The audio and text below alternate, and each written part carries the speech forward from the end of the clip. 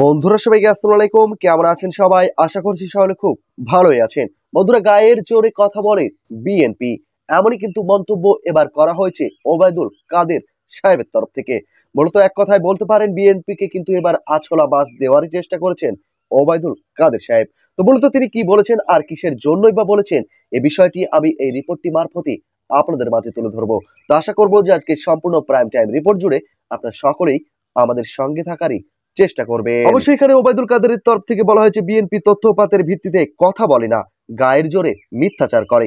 একইভাবে তারা দ্রব্যমূল্য নিয়েও মিথ্যাচার করছে, অথচ বৈশ্বিক চ্যালেঞ্জ মোকাবেলা করেও দ্রব্যমূল্য নিয়ন্ত্রণ সরকার সর্বাত্মক প্রচেষ্টা চালিয়ে যাচ্ছে। বৃহস্পতিবার 22শে ফেব্রুয়ারি সন্ধ্যায় সংবাদ মাধ্যমে পাঠানো এক বিবৃতিতে এসব কথা বলেন আওয়ামী লীগের নেতা ওবায়দুল কাদের। সর্বোপরি ওবায়দুল কাদেরের এই মন্তব্য থেকে আমরা যতটুকু বুঝতে পারছি বন্ধুরা, বিএনপি কে এখানে তারা দুর্বল এবং নিজেদেরকে সাববল প্রমাণিত করার কথাই কিন্তু ঘোষণা করছে। মানে ওবায়দুল কাদেরের বয়ান থেকে এখানে স্পষ্টভাবেই বোঝা যাচ্ছে দেশের মধ্যে কোনো সমস্যা সৃষ্টি হলে সেটা নাকি মোকাবেলা করতে বিএনপি কোনো পথই খুঁজে পায় না, আর সেই পথটাকে খুঁজে বের করে সরকারই নাকি তার সমস্যার সমাধান করে দেয়। বিএনপি নেতাদের মিথ্যাচার ও বিভ্রান্তিকর বক্তব্যের নিন্দা ও প্রতিবাদ জানিয়ে তিনি বলেন, পৃথিবীর ইতিহাসে বিরল বীরত্বপূর্ণ সংগ্রামের মধ্যে দিয়ে বাঙালি জাতি ভাষার মর্যাদা প্রতিষ্ঠা করেছে।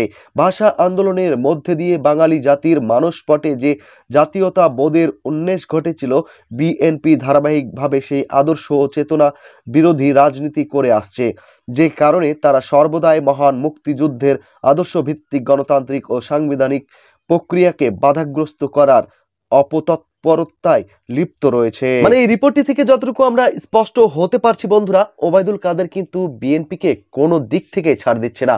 মানে চারিদিক থেকেই কিন্তু বিএনপিকে ঘিরে ফেলছে এবং একটি জিনিস বারবার স্পষ্টত আমাদের সামনে তুলে ধরার চেষ্টা করছে যে দেশের কোনো প্রকার কাজেই যেন বিএনপি আসে না। এমনকি মুক্তিযোদ্ধাদের সম্মানের ক্ষেত্রেও নাকি বিএনপি কোনো প্রকার ভূমিকায় পালন করে না। এছাড়াও বলা হয়েছে সরকার বিরোধী সমালোচনার নামে তারা মিথ্যা তথ্য উৎপাত উপস্থাপন করে জাতিকে বিভ্রান্ত করার অপচেষ্টা চালাচ্ছে। এ ধরনের বাক্যলাপে জাতিকে বিভ্রান্ত করার অপপ্রয়াস নিঃসন্দেহে নিন্দনীয়। দ্বাদশ জাতীয় সংসদ নির্বাচনে ব্যাপক অংশগ্রহণের মাধ্যমে জনগণ বিএনপিকে লাল কার্ড দেখিয়েছে।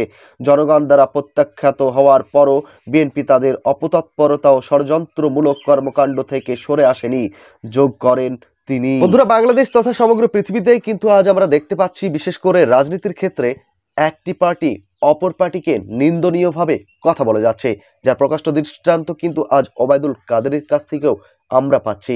কারণ তিনি এখানে প্রকাশ্যভাবেই বলছেন যে বিএনপি ভালোভাবেই কিন্তু মানে মুখ লাল করে ফেলেছে এই ভোটে হেরে গিয়ে, তবু কিন্তু তারা বাংলাদেশের নাগরিকদেরকে ভুল বোঝানোর ক্ষেত্রে এক পাও পিছু হচ্ছে না। তো যাই হোক, এখানে কিন্তু আরো বিস্তর আলাপ আলোচনা করা হয়েছে এবং বিএনপি সম্পর্কে বিভিন্ন প্রকার মতবাদ দেওয়া হয়েছে।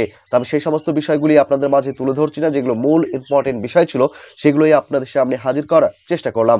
তো অবশ্য আপনারা কি ওবায়দুল কাদেরের সঙ্গে সহমত পোষণ করছেন নাকি করছেন না, সেটা দয়া করে একটু আমাকে জানানোর চেষ্টা করবেন। তো ভালো থাকবেন, সুস্থ থাকবেন। তো দেখা হবে পরবর্তী ভিডিওতে।